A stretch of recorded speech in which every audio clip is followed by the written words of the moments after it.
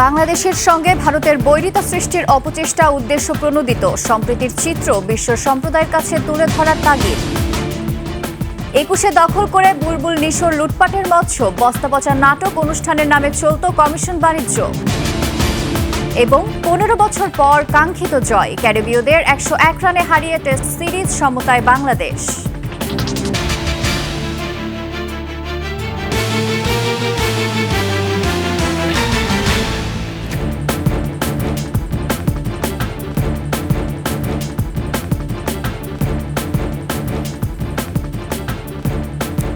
শুনছিলেন সংবাদ শিরোনাম। আমন্ত্রণ সকালের ২১ সংবাদে, সাথে আছি আমি ফারজানা নির্জনা। দর্শক, ২১ টেলিভিশনের সংবাদ একসাথে সরাসরি দেখতে পাবেন আমাদের ফেসবুক পেজ www.facebook.com/2124 অনলাইনে। এছাড়া সাবস্ক্রাইব করতে পারেন www.youtube.com/@21etv চ্যানেলে। সংখ্যালঘু নির্যাতনের মিথ্যা অজুহাতে বাংলাদেশের সঙ্গে ভারতের বৈরিতা সৃষ্টির অপচেষ্টা উদ্দেশ্য প্রণোদিত। বিশ্লেষকদের মতে দেশের সাম্প্রদায়িক সম্প্রীতির চিত্র বিশ্ব সম্প্রদায়ের কাছে তুলে ধরতে অন্তর্বর্তী সরকারের কূটনৈতিক দুর্বলতা প্রকাশ পেয়েছে। তারা বলছেন, বিতর্কিত ভূমিকার জন্য ভারতীয় গণমাধ্যমের সম্প্রচার বন্ধ করা উচিত। বিস্তারিত আকবর হোসেন সুমনের রিপোর্টে। বাংলাদেশের সম্মিলিত সনাতনী জাগরণ জোট নেতা চিন্ময় কৃষ্ণ দাসের গ্রেফতারকে পুঁজি করে নতুন খেলা ভারতের। কলকাতা আগরতলায় বাংলাদেশের স্থানীয় হাইকমিশনে হামলা, ভাঙচুর ও পতাকা ছিঁড়ে ফেলা এবং পোড়ানোর মাধ্যমে যুদ্ধংদেহী মনোভাবের জানান দিচ্ছে দেশটি। বিশ্লেষকদের মতে পানি অনেক গড়িয়েছে।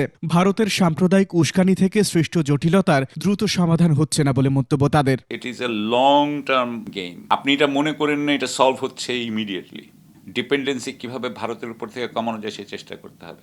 আন্তর্জাতিক ক্ষেত্রে কিভাবে এগুলো উঠানো যায় সেটা চেষ্টা করতে হবে। আমাদের যেই ডিপ্লোম্যাটিক কোর আছে এখন, সেই ডিপ্লোম্যাটিক কোরের তো সবাই প্রায় আওয়ামী লীগের বেনিফিশিয়ারি। তারা কি ফাইট করবে? কতটুকু ফিজিক্যালি তারা পরিস্থিতি সৃষ্টি করার জন্য ইনভলভ হবে দেশের অভ্যন্তরে, সেটা আমি এখনো বলতে পারছি না। তবে আমার মনে হয় না আজকালকার দিনে এগুলি সম্ভব। কিন্তু তার জন্য একটা প্রেটেক্স তৈরি করতে হতো, একটা অজুহাত তৈরি করতে হয়। তো সেটারই মনে হচ্ছে যেন সংখ্যালঘুদের ওপর নির্যাতন হচ্ছে এবং সংখ্যালঘুদের সারা দুনিয়ায় সংখ্যালঘুদের নিরাপত্তার জন্য যেন মনে হচ্ছে ভারতকেই দায়িত্ব দেওয়া হয়েছে। ভারতের প্রোপাগান্ডার বিপরীতে আন্তর্জাতিক অঙ্গনে বাংলাদেশকে আরও কৌশলী হওয়ার তাগিদ তাদের। আপনি দিল্লিতে যাদেরকে পাঠাচ্ছেন তারা আওয়ামী লীগের সব বেনিফিশিয়ারি। তারা কি ইন্ডিয়ার সাথে বসে আমাদের এগেন্সে ষড়যন্ত্র করবে নাকি আমাদের পক্ষে কথা বলবে? কোনটা মনে হয় আপনার? আমাদের ডিপ্লোম্যাটিক এখন প্রচণ্ড দুর্বল। ডিপ্লোম্যাটিক যে রিপ্রেজেন্টেশন, বিপ্লবের কোনো ডিপ্লোম্যাটিক রিপ্রেজেন্টেশন নাই ভাই। এটার জন্য আমাদের পররাষ্ট্র উপদেষ্টা এবং প্রধান উপদেষ্টা ভার বহন করেন, অন্য উপদেষ্টারও করেন হয়তো। সবচেয়ে বেশি আমাদের ক্ষতি করছে যেটা প্রতিবেশীদের যে মিডিয়া আছে, এটা আমি বলবো যে একটা নির্লজ্জের মতন তারা মিথ্যা কথন এর ওপর ভিত্তি করে তাদের প্রোপাগান্ডা চালিয়ে যাচ্ছে। এটা অত্যন্ত দুঃখজনক এবং আমি বুঝি না যদি হয় তাহলে তাদের মিডিয়া আমাদের দেশে প্রদর্শনের কি প্রয়োজন আছে? দরকার নেই। আমার মনে হয় এগুলি বন্ধ করে দেওয়া উচিত। ভারতকে মোকাবেলায় দেশের হিন্দু সম্প্রদায়কে সচেতন হওয়ার আহ্বান বিশ্লেষকদের। কোনো জায়গায় অ্যাকশনটা খুব ডিলে হয়ে গেছে, ডিলে হয়ে যায়। আকবর হোসেন সুমন, ২১ টেলিভিশন, ঢাকা। বাংলাদেশে সন্ত্রাসী হামলার ঝুঁকি নিয়ে সতর্ক করেছে যুক্তরাজ্য। ঢাকায় যুক্তরাজ্যের হাইকমিশন তার দেশের নাগরিকদের বাংলাদেশে ভ্রমণ বিষয়ক হালনাগাদ করা বার্তায় এই সতর্কতার কথা জানিয়েছে। সেখানে বলা হয়েছে, নির্বিচার সন্ত্রাসী হামলা চালানো হতে পারে। জনাকীর্ণ এলাকা, ধর্মীয় স্থাপনা ও রাজনৈতিক সভা সমাবেশ সহ বিভিন্ন জায়গায় এই হামলা হতে পারে। কিছু গোষ্ঠী এমন ব্যক্তিদের টার্গেট করেছে যাদের ইসলাম পরিপন্থী জীবনাচরণ ও মতামত রয়েছে বলে তারা মনে করে। বাংলাদেশের রাজনৈতিক পরিস্থিতি নিয়ে যুক্তরাজ্যের হাই কমিশন বলেছে, ২০২৪ সালের জুলাই ও আগস্টে বাংলাদেশ জুড়ে ব্যাপক সহিংসতা হয়, যাতে অনেক মৃত্যু ও বহু আহত হয়েছে। পরিস্থিতি এখনও অস্থির রয়েছে উল্লেখ করে হাই কমিশন বলেছে, রাজনৈতিক মিছিল ও সমাবেশ এখনও অব্যাহত রয়েছে। এগুলো দ্রুত সহিংস হয়ে উঠতে পারে, যা আইনশৃঙ্খলা রক্ষাকারী বাহিনীর সঙ্গে সংঘর্ষের রূপ নিতে পারে।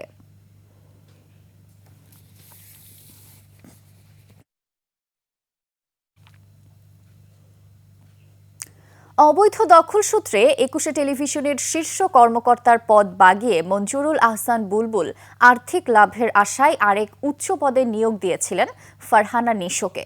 সুযোগ কাজে লাগিয়ে নানান বাহানায় ২১এর সঙ্গে প্রতারণা করে তিনি হাতিয়ে নিয়েছেন বিপুল অর্থ। অভিযোগ রয়েছে ২১এর তৎকালীন অনুষ্ঠানের প্রধানের হাতিয়ে নেওয়া কোটি টাকার ভাগ নিয়েছেন মঞ্জুরুল আহসান বুলবুল। সেই নারী সহকর্মীকে ব্যবহার করতেন নিজের স্বার্থে। বাকিটা আকবর হোসেন সুমনের ধারাবাহিক প্রতিবেদনের শেষ পর্বে। ২১শে টেলিভিশন দখল হবার পর নিজের স্বার্থে বিশেষ নারী সহকর্মী ফারহানা শবনম নিশোকে অনুষ্ঠান প্রধান হিসেবে ২১শে টেলিভিশনে নিয়োগ দিয়েছিলেন মঞ্জুরুল আহসান বুলবুল। সান্নিধ্য পেতে এবং আর্থিকভাবে লাভবান হতেই তাকে অবৈধভাবে চাকরি দেওয়া হয়েছিল। এই সুযোগে বুলবুল নিশো চক্র ফোকলা করে দেয় ২১শে টেলিভিশনকে। এস আলম গ্রুপ ২১শে টেলিভিশন দখল করার পর ২ দফায় সব মিলিয়ে বছর দুয়েকের সেই চাকরির সুবাদে ফারহানা নিশোকে কয়েক কোটি টাকা হাতিয়ে নেবার সুযোগ দিয়েছিলেন ২১এর সাবেক সিইও এবং চিফ এডিটর।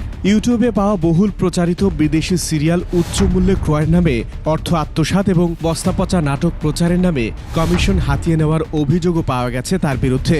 এছাড়া বিজ্ঞাপন ও বিপণন বিভাগ থেকে অর্জিত অর্থের কমিশন যেত তাদের পকেটে। এ যেন চোরের উপর বাটপাড়ি। দখলদার এস আলমের তদন্ত কমিটি তার নিয়োগ দেয়া বুলবুল নিশোর দুর্নীতি বের করে। প্রোগ্রামের ফারহানা নিশো কতগুলো টাকা তাকে স্যালারি দিয়ে নিয়ে আসা, ওনার কাজকর্ম কী ছিল যেগুলো মনে করেন ফ্রিতে পাওয়া যায় ইউটিউবে, সেই জিনিসপত্র মনে করেন চ্যানেলে চালায় লক্ষ লক্ষ টাকা তাকে দেওয়া হচ্ছে। এটা কেন? এদিকে আমরা স্যালারি পাই না।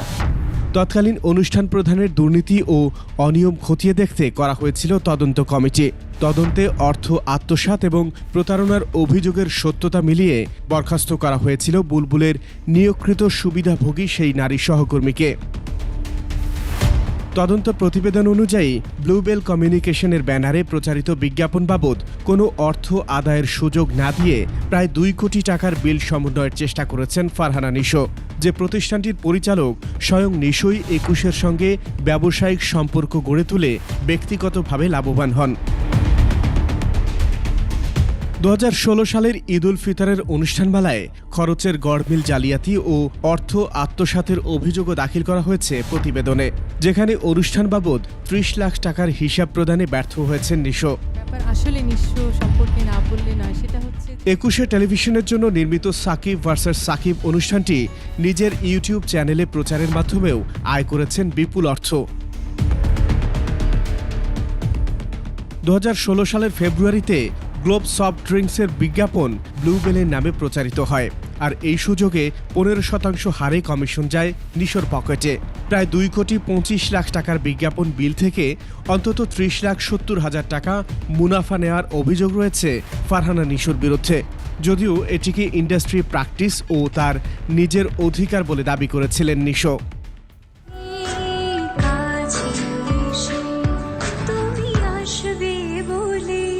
নিজের প্রতিষ্ঠান থেকে নির্মিত তুমি আসবে বলে নাটকটি ১,৪৬,০০,০০০ টাকা ক্রয় মূল্য দেখিয়ে মুনাফা করেছেন ৫৬ লাখ টাকা।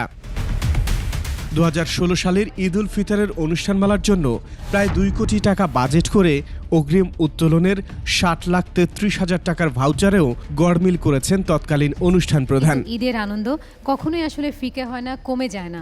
আমরা চাই এই আনন্দ কাছে রাখবে। বাজারে প্রচলিত দরের চেয়ে চড়া দামে নাটক, টেলিফিল্ম ও বাংলা চলচ্চিত্র কিনে আর্থিক ক্ষতির মুখে ফেলেছেন ২১শে টেলিভিশনকে।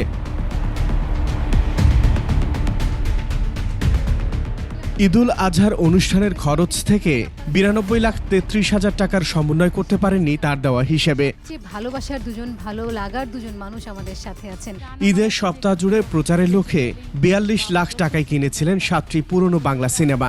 প্রতিটি সিনেমার জন্য ৬ লাখ টাকা খরচ দেখানো হয়েছে, যার প্রতিটির বাজার মূল্য ৫০,০০০ টাকা হিসেবে আসে মাত্র ৩.৫ লাখ টাকা। এসব বিষয়ে কথা বলতে নিশোর মগবাজারের বাসায় গেলে জানা যায় কয়েক বছর আগেই এখানকার ফ্ল্যাট বিক্রি করে চলে গেছেন গুলশানে। ফারহানা নিশু প্রায় ১৫ বছর এখানে পরিবার সহ ছিল, বুঝছেন। তারপরে ৬-৭ বছর ওনারা চলে গেছে ফ্ল্যাট বিক্রি করে। গুলশানের এই ভাড়া বাড়িতেও পাওয়া যায়নি তাকে।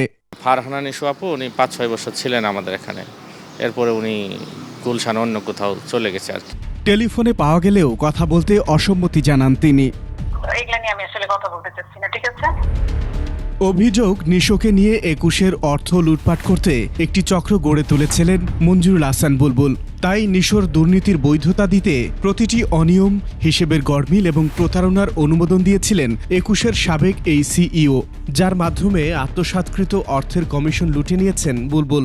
আমি কোনো প্রোগ্রাম পারচেজ করিনি কখনো। আকবর হোসেন সুমন, ২১-এ টেলিভিশন, ঢাকা। ১৫ বছর পর ওয়েস্ট ইন্ডিজে টেস্ট জিতল বাংলাদেশ। কিংস্টন টেস্টের চতুর্থ দিনে ক্যারিবীয়দের ১০১ রানে হারিয়ে ২ ম্যাচ সিরিজে ১-১ সমতায় ফিরল টাইগাররা। ২০০৯ সালের গ্রানাডা টেস্টের ১৫ বছর পর ওয়েস্ট ইন্ডিজকে তাদেরই মাটিতে হারাতে পারল বাংলাদেশ। এছাড়া দেশ বিদেশ মিলিয়ে ওয়েস্ট ইন্ডিজের বিপক্ষে বাংলাদেশ জিতল ৬ বছর পর। কিংস্টনে সিরিজের দ্বিতীয় টেস্টের ইনিংসে স্বাগতিকদের ১৮৫ রানে অল আউট করে বাংলাদেশ জিতল ১০১ রানে।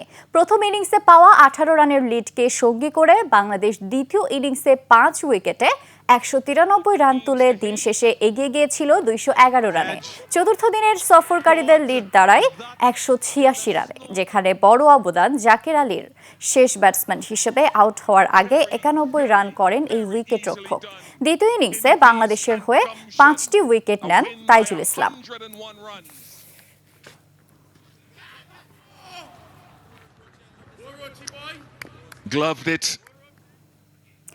দর্শক, নিচ্ছি একটি সংবাদ বিরতি। যখন ফিরছি তখন অন্যান্য সংবাদের সঙ্গে আরও থাকবে।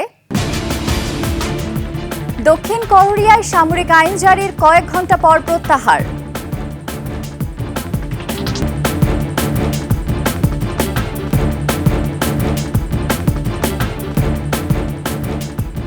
দর্শক, আবারও আমন্ত্রণ জানাচ্ছি সকালের ২১ সংবাদে।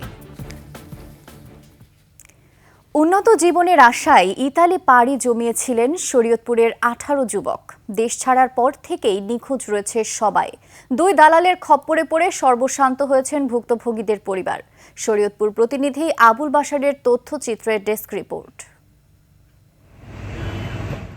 শরীয়তপুরে বিভিন্ন এলাকায় যুবকদের ভাগ্য বদলে ইতালি নিয়ে যাওয়ার স্বপ্ন দেখায় সংঘবদ্ধ দালাল চক্র। তাদের পাতানো ফাঁদে পা দিয়ে ১৮ যুবকের বাড়িতে এখন শুধুই মাতম। দালালের মাধ্যমে লিবিয়া থেকে ভূমধ্যসাগর পাড়ি দিয়ে ইতালি যেতে গিয়ে ৮ মাস ধরে খোঁজ নেই তাদের। ভুক্তভোগীরা বলছেন, ইতালি পৌঁছে দেওয়ার নাম করে ১২ থেকে ১৮ লাখ টাকা করে নিয়েছেন স্থানীয় দালাল রাশেদ ও চুন্নু। লিবিয়ায় তাদের জিম্মি করে দ্বিতীয় দফায় মুক্তিপণ আদায় করে তারা। ইটালির কথা বললে নিছে, ইটালির কথা বললে লিবিয়া পর্যন্ত নিয়ে লিবিয়ার ওখান থেকে মার্চের ২২ তারিখেই নিখোঁজ। ভালোভাবে নিব, কোনটা গেলে ভালো হইব, হেন্দা নিব, অগজে মনে করেন খারাপ জায়গাতে নিব, এটা আমাকে তারা বলেনি কেহারা।